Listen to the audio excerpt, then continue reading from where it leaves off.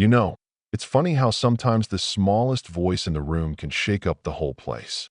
That morning aboard the USS Resolute, a retired battleship turned museum, a 12-year-old girl named Sophie Harper quietly stepped forward during a tour and casually corrected a navigation detail that nearly saved a collision in the harbor. Admiral James Reynolds, a man with decades in the Navy, had initially brushed her off as just a kid playing make-believe.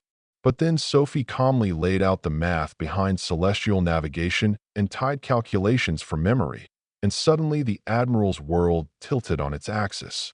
What he didn't know was that Sophie carried the legacy of one of the Navy's greatest navigators in her blood, and her quiet confidence was about to rewrite everything he thought he knew about age, expertise, and talent. The morning sun cast long shadows on the weathered deck as tourists gathered for the 10 a.m. tour.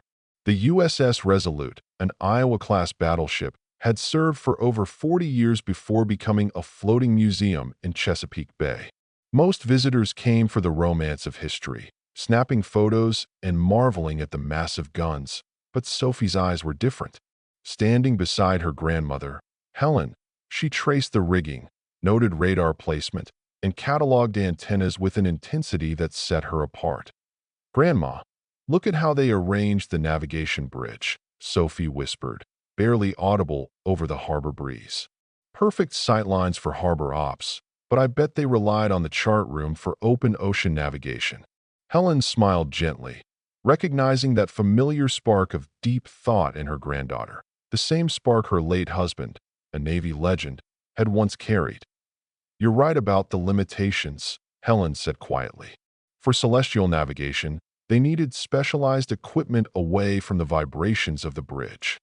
Sophie nodded, delivering her explanation like she was talking about the weather, not advanced maritime theory. Chief Petty Officer Mark Davis led the tour up to the bridge, his voice steady as he described ship operations in layman's terms. The bridge was the nerve center where the captain and officers made critical decisions about navigation, communication, and combat.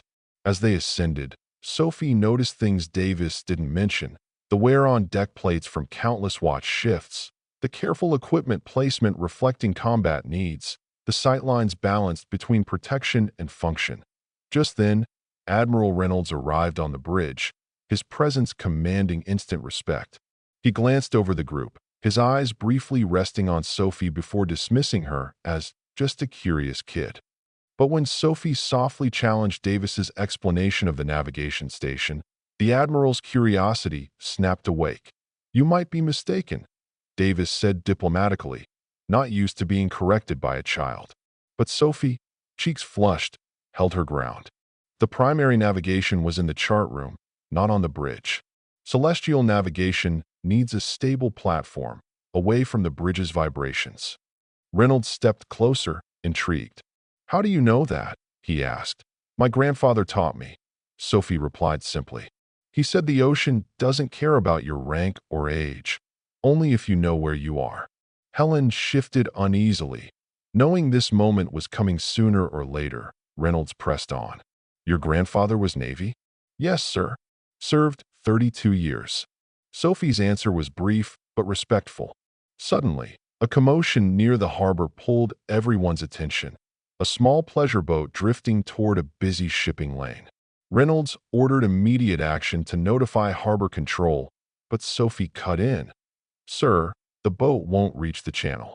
The current and wind will push it toward the northeastern shoal. It'll ground in about 12 minutes if they don't fix the engine." The Admiral turned sharply, eyes narrowing. "What did you say?" Sophie pointed calmly at the water. "The tidal current's running northeast at 2 knots, the wind southwest at 15 knots. The boat's draft is about 4 feet, so it'll hit the shoal shallow water." Reynolds ordered Davis to check the chart. After a moment of disbelief, even Davis confirmed Sophie was right. The pleasure craft grounded exactly as she'd predicted. The harbor master's boat rushed in to assist, but the crisis was averted without endangering commercial traffic. Reynolds looked at Sophie with an intensity that made her want to retreat behind Helen. "Young lady, what's your name?" "Sophie Harper, sir." "And your grandfather's?" Helen placed a hand on Sophie's shoulder, a silent warning not to give too much away. But Sophie answered, Captain Robert Harper commanded the USS Valor during the Pacific campaigns. Reynolds's skepticism melted into shock. Davis's mouth dropped open. The other tourists sensed something important had happened but didn't grasp why. Robert Harper, Reynolds repeated slowly. The navigator who developed the Harper method for celestial positioning. Yes, sir. But he always said navigation was just applied math and careful observation. The ocean doesn't care about your rank, only if you know where you are. Reynolds stared out the window at the grounded pleasure craft, the harbor master's boat closing in. Then he turned back, offering an invitation. Miss Harper, would you like to see the actual navigation equipment on this ship? Sophie's eyes lit up, but she looked to Helen for permission. Helen nodded, realizing this was inevitable. As Reynolds led them away, Davis resumed the tour, but without his usual enthusiasm. He'd just witnessed a 12-year-old outclass many naval officers, casually correcting decades of experience like it was nothing to eye in the chart room below, surrounded by plotting tables, dividers, and navigation tools. Sophie moved with the quiet confidence of a seasoned navigator. Reynolds watched as she handled the brass dividers and chart instruments, not as a child marveling at gadgets, but as someone intimately familiar with their purpose. These instruments are beautiful, Sophie said, but not quite right for this ship.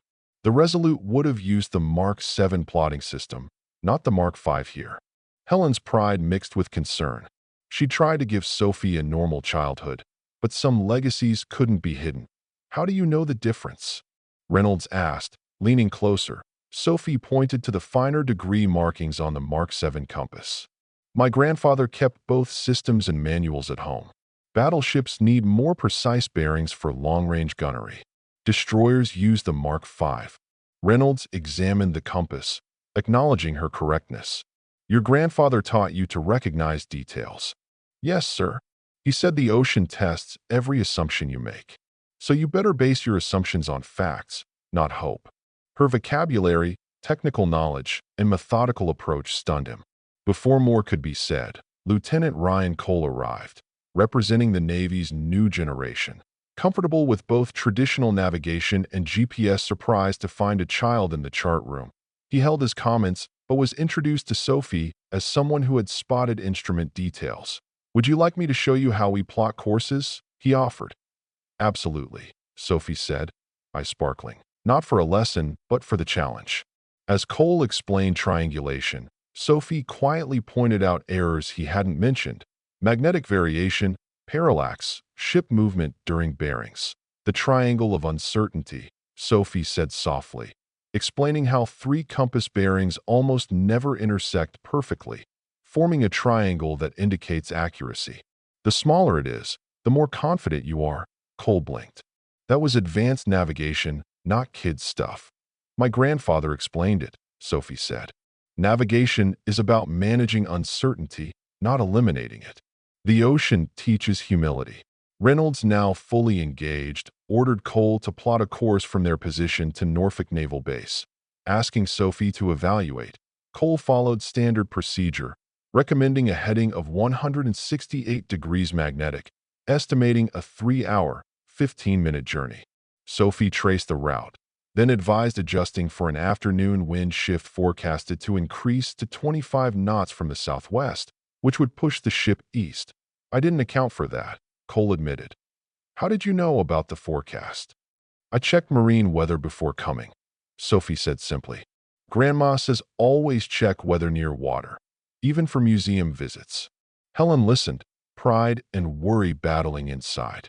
The attention was flattering but dangerous. Sophie wasn't ready for all this scrutiny. Reynolds offered Sophie the chance to plot a course herself. Helen hesitated, but nodded. Sophie studied the chart, avoiding shallow water and hazards, calculated magnetic variation, tides, wind, currents. Her calculations flawless. Cole verified and admitted, her work's perfect. Not just correct, optimal. The room fell silent, everyone absorbing that a 12-year-old had matched or surpassed their expertise. Later, a cargo ship in the harbor reported steering failure, drifting dangerously near a pier. Sophie analyzed the situation quickly, predicting it would drift into shallow water without tug assistance. Reynolds ordered communications made, including Sophie's assessment in official reports. Tugboats arrived just in time, confirming her prediction. Her calm, professional handling of real emergencies impressed every veteran present. Later, a civilian plane lost GPS and visibility in fog, requesting navigation help. Sophie advised climbing above fog to Richmond International Airport, plotting a safe route avoiding restricted airspace. The Navy coordinated with Coast Guard, relayed instructions, and the pilot landed safely. Admiral Reynolds and Captain Karen Phillips, communications officer, both acknowledged Sophie's extraordinary aptitude. Phillips Eve,